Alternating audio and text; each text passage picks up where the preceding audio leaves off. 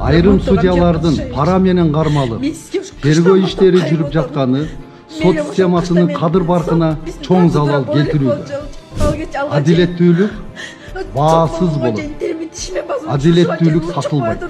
Келген жарандарга өтө сылып, сыпай мамиле жасалат. Сотторго болгон тест мамилени себепкерлери жылдан бери отурат. Болбогон бир ушу катыр жеңго кылмышкердин колунда иштеп жүргөн баласын бир жалап показаниясы менен жалпы кайрылуулар жана сунуштар тергөөчүлөр жалап шалакылык менен ишти нормаль тергөөсүн туура иш алып барабыз деп мен ишенип кетем. Сиздер койгон жоопкерчиликти мен да калам. Ар бир райондун төрагалары дагы алат бул боюнча. Колуңуздардан келбейби? Айтыңыздар. Мен төрагалык болмай келбейт. Мен бул кызматка аркалай албайт экенмин. Өлкөнүн сот тутумундагы кээ бир судьялардын пара менен кармалышы, айрымдарында этикага каршы жүрүм турумдардын орун алышы жалпы сот системасынын аброюна көлөкө түшүрүүдө. Бул маселе бүгүн жогорку соттун төрагасы Медербек Сатиевдин жетекчилиги астындагы видеоконференц байланыш аркылуу республика аймагындагы жергиликтүү соттордун төрагаларынын катышуусунда өткөн жыйындын өзөгүн түздү. Анда төрага Медербек Сатиев сот системасындагы олуттуу реформаларга карабастан коомчулукта резонанс жараткан окуялардын орун алып жатышы сотторго карата терс сын пикирлердин күч алышына түрткү болуп жаткандыгын айтып, бул багытта мисалдарды кошумчалады. Урматтуу судьялар, өлкөбүздө сот системасын реформалоо улантылып, эл ишенген адилет жана көз карандысыз сот системасын түзүү аракеттери тынбай көрүлөт.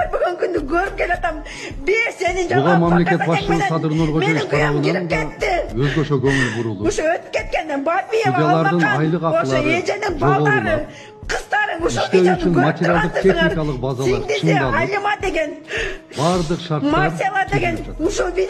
Бирок ушул мүмкүнчүлүктөргө карабастан бир кумалак, бир карын майды чиркеттегендей кээ бир судьялардын мыйзамсыз аракеттери жана этикага каршы жүрүм турумдары жалпы сот системасынын аброюна көлөкө түшүрүүдө.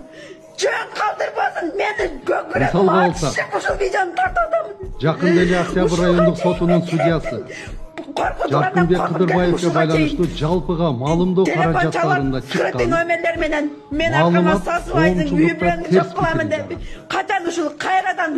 Ал сот отурумунун катчысына ыплас мамиле жасагандыгы үчүн кылмыш иши козгоду. Дагы бир мисал. Ош облусунун Өзгөн райондук сотунун судьясы Ниязбек Калматовдагы арыз бергени келген жаш келинге ыплас мамиле кылгандыгы үчүн судьялар кеңеши судьянын жүрүм турумунун кынтыксыздыгы боюнча талаптарды бузгандыгы үчүн ээлеген кызматынан мөөнөтүнөн мурда бошотуу түрүндөгү тартип жазасын колдоду. Судьялар мыйзамга жана конституцияга ылайык адилет сот жүргүзүү милдетин аткара турганын белгилеген төрага Сатиев сот системасынын өркүндөтүү аракеттерине каршы келип, коомдун сот бийлигине болгон ишенимин төмөндөткөн жагдайлардын орун алышында жергиликтүү соттордун төрагаларынын да моралдык жоопкерчиликтери бар экендигин билдирди. Ошондон улам тез арада мындай жат көрүнүштөрдүн алдын алуу боюнча чараларды көрүү тапшырмасын койду. Мындан тышкары бардык сот кызматкерлерине жарандарга урмат сый менен мамиле жасоо боюнча эскертүү берди. Канчалык эскертүүлөр, талаптар коюлгандыгына карабастан, айрым судьялардын пара менен кармалып, тергөө иштери жүрүп жатканы сот системасынын кадыр баркына чоң залал келтирүүдө. Ал эми мындай көрүнүштө коомчулук арасында сотторго карата терс сын пикирлердин күч алышына түрткү берип жатат. Ошондуктан айрым судьялардын сот кызматкерлеринин мыйзамсыз иштерге барып жатканына областтык, райондук соттун төрагалары сиздер да моралдык жактан жооптуу экениңиздерди унутпаңыздар.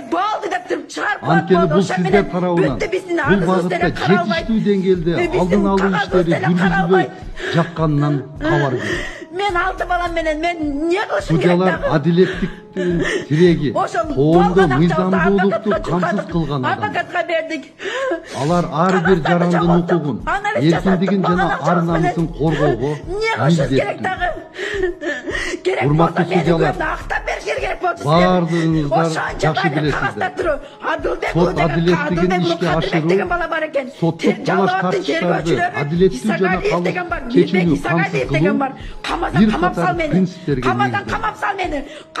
Алардын негизгилери мыйзамдуулук, судьялардын көз карандысыздыгы, ачыктык, атаандаштык, тараптардын тең укугу, коргонуу укугу, күнөөсүздүк презумпциясы, сот чечимдеринин милдеттүүлүгү, соттук териштирүүнүн тике жана ооз этүүнүн бирок тилекке каршы жогоруда айтылган терс жагдайлар орун алууда. Бул терс көрүнүштөргө жол бербөө максатында судьялар кеңешинин тартип комиссиясынын кароосуна түшкөн ар бир даттануу жана арыздар, сунуштар дыкап каралып, мыйзам бузуулар аныкталса, катуу чаралар берилиши керек. Судья бул жөн гана мамлекеттик кызматкер эмес. Ал элдин ишенимин жана адилеттүүлүктү сактаган. Мен азыр бирөөгө видеого Судья бир гана мыйзамдарга, конституцияга жана ички алийине таянып иш кылуусу, демократиялуу жана мыйзамдуу коомду куруунун негизги шарты болуп саналат. Ошондон улам